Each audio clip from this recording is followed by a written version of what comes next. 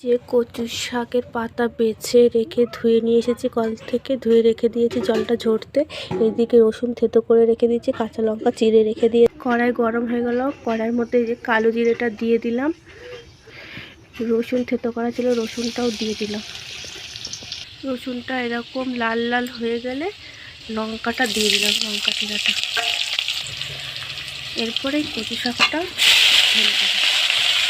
কচু শাকে নুন দিলাম, হলুদ দিলাম, এরপর নেড়ে চেড়ে ঢেকে দিলাম। কচু শাকটা ভেজে নিয়েছি, এই যে ভাজাটা, আর এই যে 5 পিস মাছ নুন হলুদ মিশিয়ে রেখে দিয়েছি।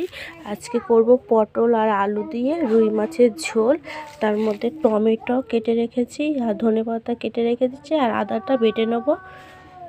মাছ ভাজলাম, এরপরে এই মাছ ভাজার তেলে গোটা জিরে আর একটা তেজপাতা দিয়ে দিলাম।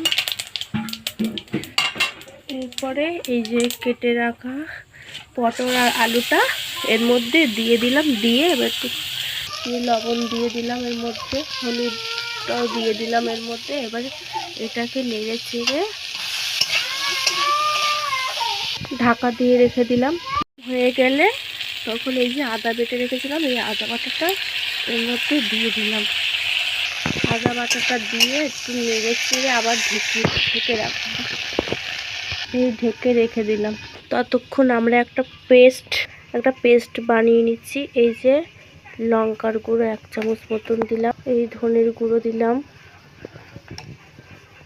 জিরের গুঁড়ো, একটু উষ্ণ গরম জলে এগুলো এই যে আদা দিয়ে কষিয়ে নিয়ে এই যে মশলাটা তৈরি করলাম এর মধ্যে ঢেলে দিলাম, দিয়ে একটু নাড়িয়ে নেব।